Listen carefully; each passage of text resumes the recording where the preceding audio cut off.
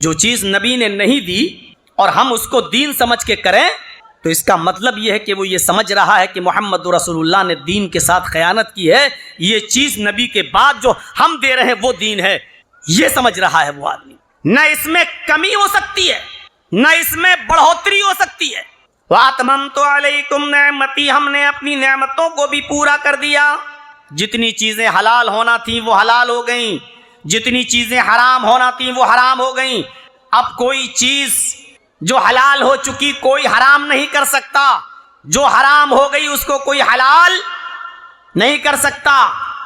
اب حلال و حرام سب کو مکمل کر دیا گیا ہے، لہذا چوری حرام ہے وہ حرام رہے گی، ڈکیتی حرام ہے وہ حرام رہے گی، جوا حرام ہے وہ حرام رہے گا۔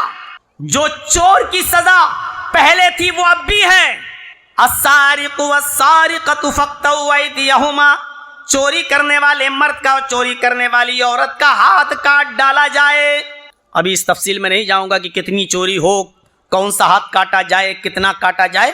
جو چیز غلط ہو چکی وہ ہو چکی، قیامت کی صبح تک وہ چیز اب جائز نہیں ہوگی۔ جو چیز حرام کر دی گئی وہ حرام رہے گی، قیامت کی صبح تک اس کو کوئی بھی حلال اب نہیں کر سکتا۔ اس نعمتوں کو مکمل کر دیا گیا۔ شراب حرام ہے، حرام رہے گی، چاہے کتنی اچھی چیزوں سے وہ بنائی جائے، انگور سے بناؤ، جو سے بناؤ، کھجور سے بناؤ، چاہے کتنی پاکیزہ چیزوں سے بناؤ، اگر وہ سڑ گیا، اس میں نشہ آ گیا تو وہ حرام رہے گی، قیامت کی صبح تک کوئی اس کو حلال نہیں کر سکتا۔ سود حرام ہے، حرام رہے گا، اس میں کوئی کنڈیشن نہیں لگے گی۔ جیسے آج کل کے بہت سے ہندوستان میں ایسے کٹھملے پیدا ہو چکے ہیں جو کہتے ہیں کہ ہندوستان میں رہنا ہے تو سود حلال ہے، کھا سکتے ہو۔ ان سے پوچھو کہ دلیل، تو کہتے ہیں کہ ہندوستان میں کافروں کی حکومت ہے اور ہمیں ان کے اشاروں پہ چلنا پڑتا ہے، اس لیے یہاں بغیر ان کی بینکوں کے اور بغیر اس کے سپورٹ کے ہم رہ نہیں سکتے، لہٰذا یہ دارالحرب ہے ہندوستان، یہاں سود کھا سکتے ہیں۔ حالات اور کنڈیشن کی بنیاد پر وہ کہتے ہیں کہ جائز ہے، لیکن سود کسی بھی قیمت پر جائز نہیں ہوگا۔ آپ کو گورنمنٹ مجبور نہیں کر رہی ہے کہ آپ سود کھائیے، آپ کو بینک مجبور نہیں کر رہی ہے کہ سود لیجئے، دینے کے لیے تو مجبور کرتی ہے۔ آپ نے لون لیا ہے تو آپ کو سود کے ساتھ واپس کرنا ہوگا، لیکن آپ کو مجبور نہیں کرتی ہے بینک کہ آپ جو ہے ہم سے لون لیجئے۔ اس لیے سود بھی حرام رہے گا، کوئی بھی کنڈیشن سود کو حلال نہیں کر سکتی۔ سور حرام ہے، حرام رہے گا۔ اب کوئی یہ کہے کہ مولانا صاحب اللہ کے نبی کے زمانے میں سور کو اس لیے حرام قرار دیا گیا کیونکہ سور گندگی کھاتا تھا، لیٹرین کھاتا تھا، اور بہت سی جگہوں پر آج بھی گندگی کھاتے ہیں۔ گندگی کھانے والی چیز کو حرام قرار دیا۔ معاف کیجئے گا، گندگی کے کھا لینے کی وجہ سے کوئی چیز حرام نہیں ہوئی۔ ندیوں میں اور تالابوں میں اور سمندروں میں تیرنے والی مچھلیاں بھی مردے اور لاشیں اور کتے اور کیا کیا سمندر میں اور ندیوں میں بہتا ہے، وہ ساری چیزیں کھاتی ہیں مچھلیاں۔ تو کیا ان حرام چیزوں کے کھانے کی وجہ سے مچھلی کے گوشت کو آپ حرام قرار دے دیں گے؟ سور کو حرام قرار دیا ہے۔ اب امریکہ کے اندر اور انگلینڈ کے اندر جہاں یہودی اور عیسائی لوگ ہیں، وہاں سور کو بہت اچھے اور صاف ستھرے ماحول میں پالا جاتا ہے۔ جیسے آپ کے ہاں مرغی کا فارم ہاؤس ہوتا ہے، وہاں ان کو دانہ ڈالا جاتا ہے، 1-1.5-2 مہینے میں آپ کے اس چکن کو 1.5-2 کلو کا کر دیا جاتا ہے، صاف ستھری چیزیں کھلائی جاتی ہیں۔ ایسے ہی امریکہ، کینیڈا اور اسی طریقے سے جاپان اور فرانس اور انگلینڈ وغیرہ میں سوروں کے لیے بڑے بڑے فارم ہاؤس کھولے گئے ہیں اور ان کو بہت ہی صاف ستھرا کھانا کھلا کر ان کو بڑا کیا جا رہا ہے۔ اب کوئی یہ کہے کہ مولانا صاحب اب سور گندی چیز نہیں کھا رہا ہے اور صاف ستھری اور اچھی چیزیں کھا کر اس کو پالا جا رہا ہے، اس لیے سور حلال ہے، تو وہ دین کو بدلنے کی کوشش کر رہا ہے، وہ شریعت کو بدلنے کی کوشش کر رہا ہے، وہ محمد رسول اللہ کی جگہ پر اپنے آپ کو نبی بنانے کی کوشش کر رہا ہے۔ حرام ہی رہے گا، چاہے وہ زمزم کا پانی ہی کیوں نہ پیتا ہو اور چاہے وہ جنت سے اترا ہوا من و سلوا کیوں نہ کھاتا ہو، وہ حرام ہی رہے گا۔ وَأَتْمَمْتُ عَلَيْكُمْ نِعْمَتِي، اور ہم نے اپنی نعمتوں کا اتمام کر دیا. وَرَضِيتُ لَكُمُ الْإِسْلَامَ دِينًا، اور میں تمہارے اسی دین اسلام سے راضی اور خوش ہو گیا. مکمل ہو چکا ہے دین، اب کوئی نہ اس میں کمی کر سکتا ہے اور نہ کوئی اس کے اندر زیادتی کر سکتا ہے. کمی کرنے والا بھی مجرم، زیادتی کرنے والا بھی مجرم.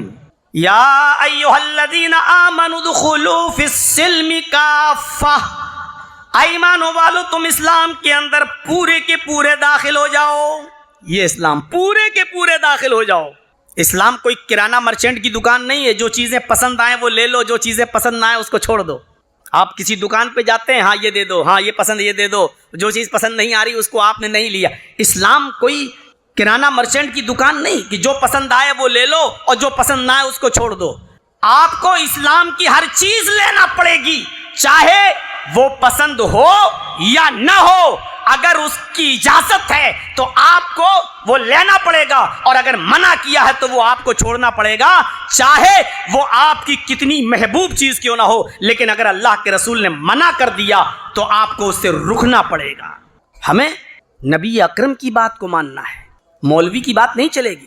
مولانا صاحب آج کے اس دور میں یہ ہو رہا تو ہم کر سکتے کہ نہیں کر سکتے؟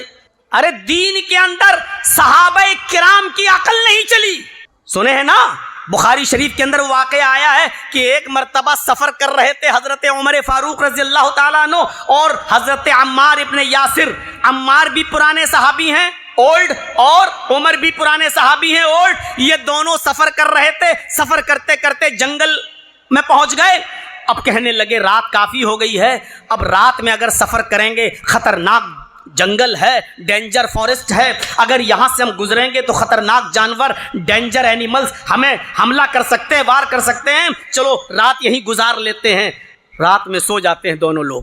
حضرت عمر نے اپنی چادر بچھا لی، حضرت عمار نے اپنی چادر بچھا لی، اور دونوں لوگ اسی جنگل کے اندر سو گئے. اور سنیے، بہت آسان اور بہت ایزی اردو بولنے کی کوشش کر رہا ہوں، اپنی بات تمہارے دماغ میں پیوست کرنے کی کوشش کر رہا ہوں.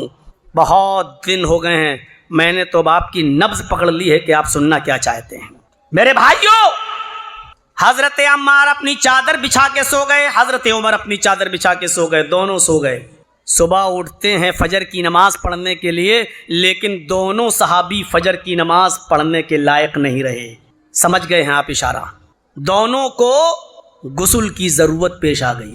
ایسی کنڈیشن ہو گئی کہ اس کنڈیشن میں وہ نماز نہیں پڑھ سکتے بغیر غسل کیے ہوئے. انسان ہے، فطرت ہے، نیچرل چیز ہے. ہو گیا، اب فجر کا وقت ہے، نماز بھی ہر حال میں پڑھنا ہے. کریں کیا؟ پانی کسی کے پاس نہیں ہے. بخاری کے الفاظ، حضرت عمار کہتے ہیں اے عمر مجھے تو غسل کی ضرورت پیش آ گئی. حضرت عمار نے سر جھکا کے کہا عمر مجھے بھی غسل کی ضرورت پیش آ گئی، پانی ہے نہیں، کریں کیا؟ حضرت عمار نے کہا مسئلہ معلوم ہے ہمیں. اللہ کے رسول مسجد میں درس دے رہے تھے، خطبہ دے رہے تھے، تو آپ نے فرمایا جب پانی نہ ملے تو پاک مٹی سے تیمم کر لیا کرو. جب پانی نہ ملے تو پاک مٹی سے تیمم کر لیا کرو، لہذا ہم تیمم سے کام چلا لیں گے. حضرت عمر نے کہا اے عمار جس وقت اللہ کے نبی نے یہ حدیث بتائی تھی اس وقت میں بھی مسجد میں موجود تھا. اللہ کے رسول نے وضو کے بارے میں یہ فرمایا تھا کہ وضو کے لیے پانی نہ ملے تو تیمم کر لو. ہمیں وضو کی نہیں غسل کی ضرورت ہے. آدمی پاک رہتا ہے، صرف وضو نہیں ہے تو پانی نہیں مل رہا تیمم کر لے، لیکن ہمیں تو وضو کی ضرورت نہیں غسل کی ضرورت ہے. تو حضرت عمار کہنے لگے وضو میں چھوٹا غسل ہوتا ہے، یعنی چند چیزیں دھوئی جاتی ہیں تو اس کے لیے چھوٹا تیمم ہوتا ہے، اور ہمیں غسل کی ضرورت ہے اس لیے بڑا تیمم کر لیں گے. تو حضرت عمر نے کہا بڑا تیمم کیا ہوتا ہے؟ تو کہا بڑا تیمم یہ ہوتا ہے کہ ہم اپنے جسم سے کپڑے اتار کر زمین پر مٹی میں لوٹیں گے، پورے جسم پر مٹی بھر لیں گے، ہر حصے پہ مٹی پہنچ جائے گی، پاک ہو جائیں گے. حضرت عمر نے کہا میری عقل میں نہیں آ رہی یہ بات. حضرت عمار نے وہی کیا جو انہوں نے اچھا سمجھا. حدیث میں آتا ہے انہوں نے پردہ ڈالا، اپنے کپڑے اتارے اور زمین پر پڑی ہوئی مٹی پر لوٹنے لگے. حدیث کے الفاظ یہ ہیں کما تمرق الدابہ، میں زمین پر ایسے لوٹا، میں زمین پر مٹی میں ایسے لوٹنے لگا جیسے 4 پیر والا جانور زمین میں لوٹتا ہے، مٹی میں ایسے ایسے کر کے پورے جسم پر میں نے مٹی مل لی اور نماز پڑھ لی۔ حضرت عمر کہنے لگے نہیں، جب تک پانی نہیں مل جائے گا میں نماز نہیں پڑھوں گا۔ حضرت عمار کی اپنی عقل، حضرت عمر کی اپنی عقل، کہا یہ تو ہم نے کبھی دیکھا نہیں اللہ کے رسول کو ایسا کرتے ہوئے، اور تم ایسا کر رہے ہو؟ کہا نہیں تم دیکھ لینا، اللہ کے رسول کے پاس جب جائیں گے اور ملیں گے تو انشاءاللہ میری بات صحیح ہوگی۔ حضرت عمر فاروق نے نماز نہیں پڑھی، سفر آگے بڑھ گئے، سفر کو آگے کیا۔ جب شہر میں پہنچے تو سورج نکل چکا تھا، پانی مل گیا، انہوں نے سب سے پہلے غسل کیا اور اس کے بعد میں چھوٹی ہوئی فجر کی نماز انہوں نے بعد میں پڑھی۔ اب اللہ کے رسول کے پاس جب پہنچے، سفر ختم ہوا، لوٹ کے جب واپس آئے، اس زمانے میں موبائل تو تھا نہیں، آج کل تو بڑا لیٹسٹ زمانہ ہے، رات کے 3 بجے بھی فون آ جاتا ہے، مولانا صاحب اللہ نے مجھے بیٹا دیا ہے، کیا نام رکھوں؟ بے غیرت صبح پوچھ لیتا، 3 بجے لوگ فون کرتے ہیں، مولانا صاحب بیٹا پیدا ہوا ہے، کیا نام رکھوں؟ یاد رکھیے گا، شریعت میں عشاء کی نماز پڑھنے کے بعد بلا کسی ضرورت کے، بلا کسی ایمرجنسی کام کے آپ کسی کے گھر کا دروازہ نہیں کھٹکھٹا سکتے ہیں۔ اسی طریقے سے عشاء کی نماز کے بعد بلا کسی ایمرجنسی کال کے اور بلا کسی ایمرجنسی کام کے آپ کسی کو کال بھی نہیں کر سکتے۔ یہ آداب ہیں، شریعت میں ہر چیز موجود ہے۔ مولانا صاحب 25 سالوں سے آپ آ رہے ہو، بول رہے ہو، کبھی مانی آپ کی بات؟ سنتے ہیں، کل بھی آپ کہہ کے چلے جاؤ گے، ہم تو وہی کریں گے جو کرتے چلے آ رہے ہیں، ہم بھی وہی بولیں گے جو بولتے چلے آ رہے ہیں، تم کو اپنی ضد، ہم کو اپنی ضد۔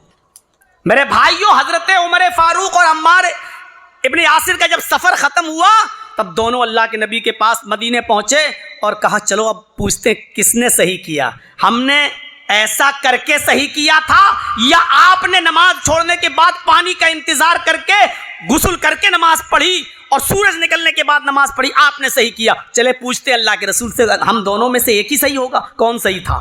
اللہ کے نبی صلی اللہ علیہ وسلم کے پاس آئے، ارے بھائی کیمرہ ایک بار فٹ کر لو نا یار۔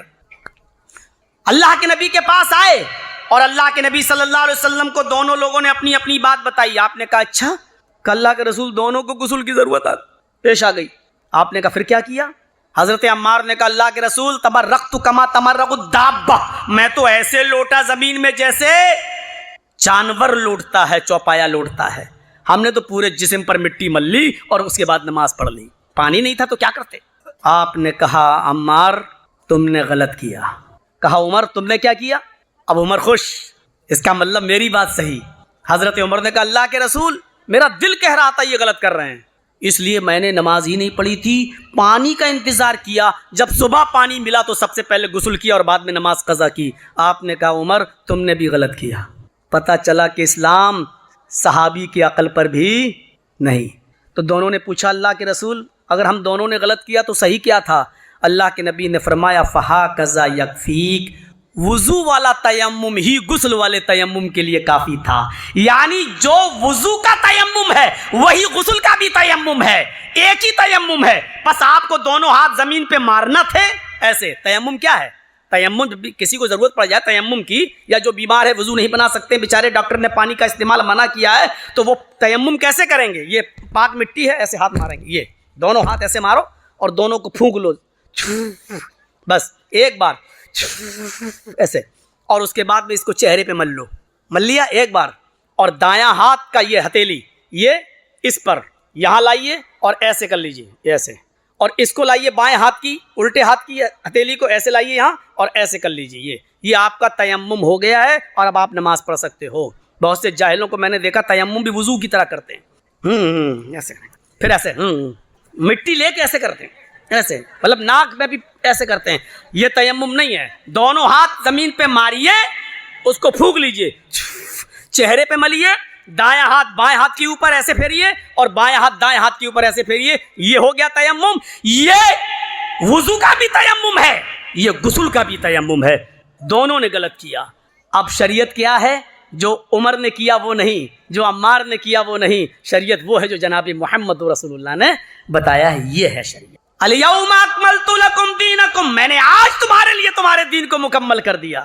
اب کوئی آدمی کہے نہیں ہم پورے ہاتھ میں بھی مٹی مل لیں, پیر میں بھی مٹی مل لیں, زیادہ مٹی مل لیں گے تو زیادہ اچھا تیمم ہو جائے گا, تو اس کا مطلب یہ ہے کہ وہ رسول اللہ کو نبی نہیں سمجھ رہا ہے, وہ اللہ کے رسول کی شان میں گستاخی کر رہا ہے, وہ محمد رسول اللہ کی رسالت پر خیانت کر رہا ہے, ڈاکہ ڈال رہا ہے, وہ مردود انسان ہے, مردود انسان ہے, وہ اپنے آپ کو نبی بنانے کی کوشش کر رہا ہے.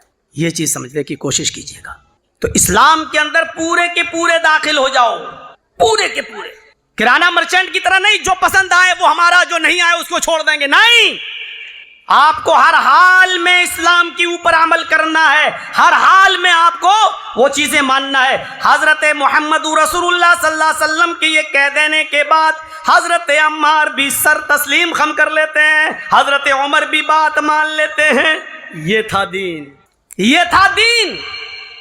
دونوں نے تسلیم کر لیا, آپ نے جو کہا وہ صحیح ہے, ہم مان لیے, آج کے بعد وہی کریں گے جو آپ نے ہمیں بتا دیا. میرے بھائیوں غور تو کرو, کیا محبت تھی اللہ کے رسول, ذرا اندازہ لگائیے آپ.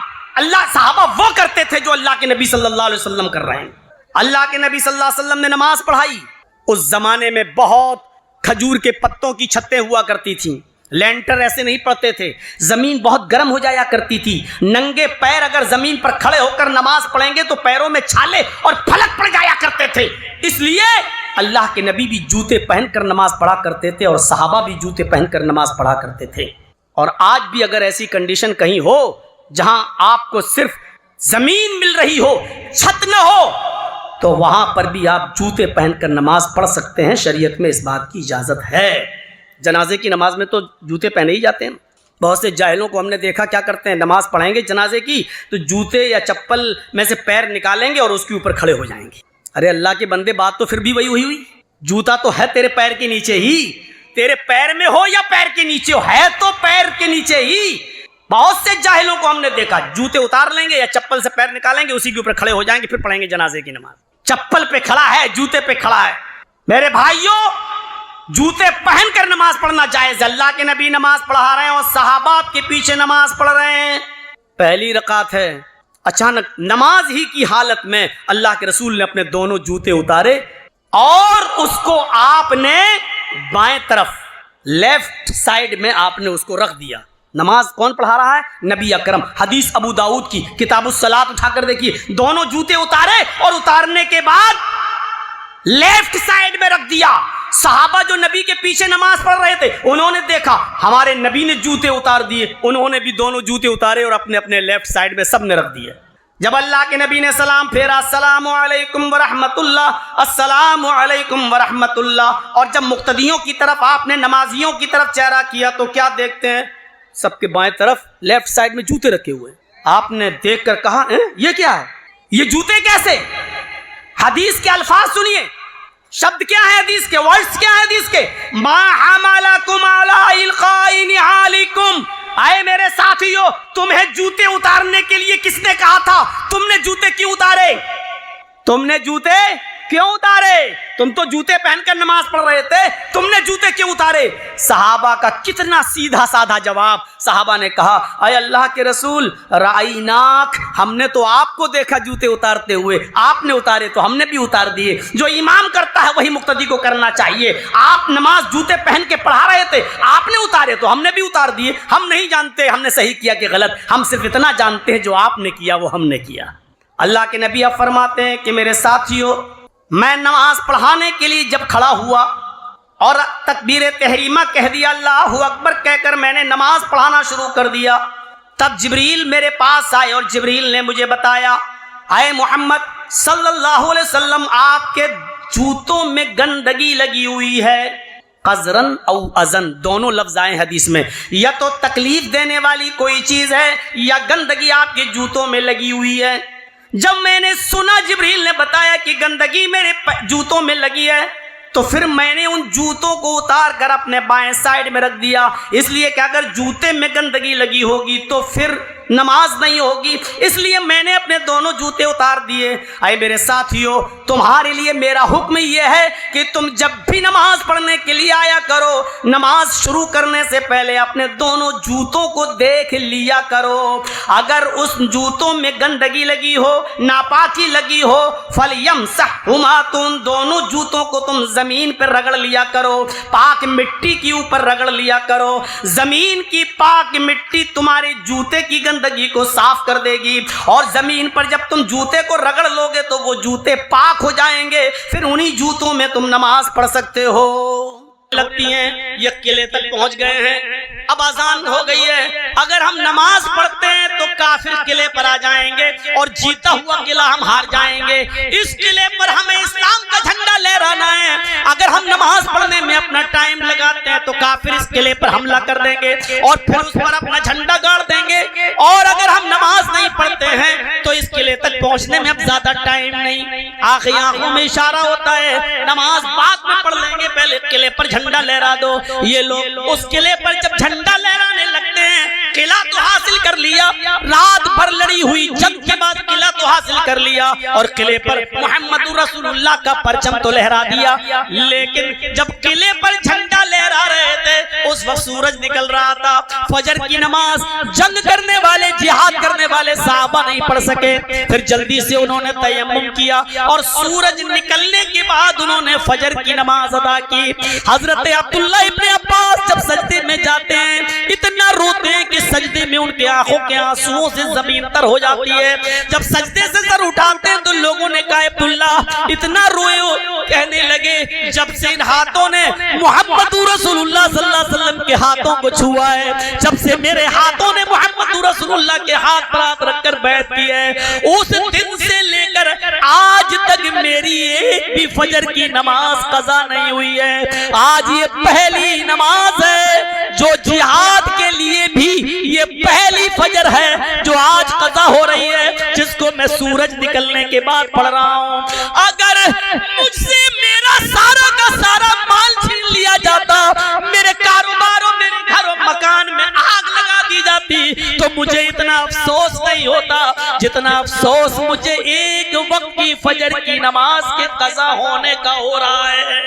نوجوانوں، اس واقعے کی روشنی میں ذرا ہم اپنے غریبانوں میں جھانک کر دیکھیں اور سوچیں کہ ہم اور آپ زندہ رہنے کے لائق ہے یا نہیں، اور زندہ ہے تو مسلمان کہنے کے لائق ہے یا نہیں۔ ذرا تصور کریں، وہ کہتے ہیں کہ جب سے میں نے بایعت رسول اللہ صلی اللہ علیہ وسلم، جس دن سے میں نے اللہ کے رسول صلی اللہ علیہ وسلم کے ہاتھ پر ہاتھ رکھ کر بیعت کی ہے، اس دن سے لے کر اب تک یہ میری پہلی نماز ہے جو قضا ہو رہی ہے۔ آج تک میری کوئی نماز قضا نہیں ہوئی۔ مجھ سے میرا پورا خاندان چھن جاتا، دنیا و مافیا ساری دنیا مجھ سے لے لی جاتی تو اتنا افسوس نہیں ہوتا جتنا افسوس اس فجر کی فرض نماز کے چھوٹنے کا ہو رہا ہے۔ جبکہ مجبوری میں چھوٹی تھی، وہ بھی جہاد کے لیے، جنگ کے لیے، سونے میں نہیں اور کسی وجہ سے نہیں، وہ بھی جہاد کر رہے تھے، وہ بھی دین کا کام تھا، لیکن بھی افسوس کر رہے ہیں۔ ہم ذرا اپنے غریبانوں میں جھانک کر دیکھیں۔ سن لو، جلسہ ہو گیا ہے، اگلے سال تقریر سے متاثر ہو کر پھر بلوا لینا، پھر تقریر ہوگی، لیکن تقریر کامیاب ہے یا نہیں، جلسہ کامیاب ہے یا نہیں، یہ آپ کے محلے کی مسجد صبح بتائے گی۔ آپ کی مسجد صبح جواب دے گی کہ جلسہ کتنے پرسنٹ کامیاب ہوا اور کتنا پرسنٹ کامیاب نہیں ہوا۔ اگر روزانہ سے زیادہ لوگ آئے اور مسجد رمضان کی طرح بھری رہی تو سمجھو کہ جلسہ کامیاب، اور اگر مسجد پہلے کی طرح رمضان کی طرح نہیں بھری اور روزانہ سے بھی کم لوگ آئے تو سن لو آپ نے کوئی ثواب نہیں کمایا، آپ آنکھیں پھوڑی ہیں یہاں کر، آپ کو کوئی ثواب نہیں ملے گا، نہ جلسہ کرنے کا، نہ کرانے کا، نہ سننے کا، نہ سنانے کا۔ میرے پیارے ساتھیوں، اس لیے ہمیں اور آپ کو مسجدوں سے سوال کرنا چاہیے اور مسجدیں جواب دیں گی کہ جلسہ کتنا کامیاب ہوا ہے، کتنے پرسنٹ ہم کامیاب ہوئے ہیں جلسہ کرا کر۔ یہ صبح فجر کی نماز کی مسجد ہمیں جواب دے گی۔ حضرت عمر فاروق رضی اللہ تعالیٰ عنہ فجر کی نماز میں تھے اور ابو لولو نے نیزہ مارا، پیٹ پھٹ گیا، خون بہنے لگا اور زمین کے اوپر گر گئے۔ جب ہوش آیا تو انہوں نے اپنے آپ کو ایک کمرے میں پایا. لوگوں سے پوچھا کیا میں نے نماز پڑھ لی؟ جواب دیا بھی نہیں. جلدی سے وضو بنایا اور نماز پڑھنے لگے, اور نماز پڑھنے کے بعد فارغ ہوئے. جانتے ہو کھڑے ہو کر اس کنڈیشن میں بھی انہوں نے نماز پڑھی, جبکہ پیٹ اتنا پھٹ گیا تھا, یہاں نیزہ مارا ناف میں, نابھی میں, ناف میں, اور جب نکالا تو یہاں شرمگاہ تک پھٹ گیا پیٹ. کھانا کھاتے تھے, دودھ پیٹ سے نکل جاتا تھا. پڑھیے موطا امام مالک, جب دودھ پیتے تھے منہ سے تو پیٹ سے نکل جاتا تھا, شہد کھاتے تھے منہ سے تو پیٹ سے نکل جاتا تھا, پانی پیتے تھے منہ سے تو پیٹ سے نکل جاتا تھا. اور کسی نے پوچھ لیا امیر المومنین آپ کی کنڈیشن تو یہ ہے کہ پیٹ پھٹ گیا, کھانا پانی دودھ شہد اور پانی پیٹ سے نکل رہا ہے, لیکن اس کنڈیشن میں بھی آپ نے کپڑا پیٹ پہ باندھ کے نماز پڑھ لی. لیکن اگر بعد میں آنے والے لوگ اس کنڈیشن میں اگر نماز چھوڑ دیں تو ان کی اوپر کوئی گناہ ہے, ان کی اوپر کوئی عذاب ہے. اس کنڈیشن میں کہ اگر ان کا پیٹ پھٹ جائے اور وہ نماز نہ پڑھ پائیں, چھوڑ دیں, تو ان کے بارے میں آپ کیا کہتے ہیں؟ حضرت عمر فاروق نے فرمایا کہ ان کو اس کنڈیشن میں بھی نماز پڑھنا پڑے گی. اگر ان کو ہوش ہے تو ان کو اس کنڈیشن میں بھی نماز پڑھنا پڑے گی. پوچھنے والے نے پوچھا, میں یہ نہیں کہہ رہا ہوں کہ نماز پڑھنا پڑے گی یا نہیں, اگر کسی کا پیٹ پھٹ جائے, کھانا پانی دودھ شہد سب پیٹ سے نکلنے لگے, تو اگر وہ نماز چھوڑ دے تو اس کا کیا حکم ہے؟ حضرت عمر نے کہا اگر اس کنڈیشن میں بھی وہ نماز چھوڑ دیتا ہے تو لا حظ فی الاسلام لمن ترک الصلاۃ. موطا امام مالک کے الفاظ ہیں, ایسا شخص اسلام کے اندر اس کا کوئی حصہ نہیں ہے, اسلام کے اندر اس کا کوئی پارٹ نہیں ہے, وہ مسلمان ہی نہیں ہے. اس کنڈیشن میں اگر نماز چھوڑ دے, ہوش ہے پیٹ پھٹ گیا لیکن نماز نہیں پڑھ رہا ہے, تو کہہ رہے ہیں کہ لا حظ فی الاسلام, ایسے شخص کا اسلام کے اندر کوئی حصہ نہیں ہے. یہ حضرت عمر فاروق کا فتویٰ ہے, سوچ لیجیے.